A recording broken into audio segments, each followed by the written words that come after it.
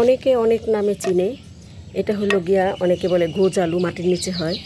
তো আমি ছাদে এই বস্তায় লাগাইছিলাম খুব কম মাটিতে। তো একটা ওই যে আমার ওই পাশের রুমে ছিল ওইটা উঠাই ফেলছি, এখন এটাও উঠাই ফেলছি, কারণ যেহেতু রুমে আমি কাজ করতেছি এগুলো এখন রাখা যাবে না।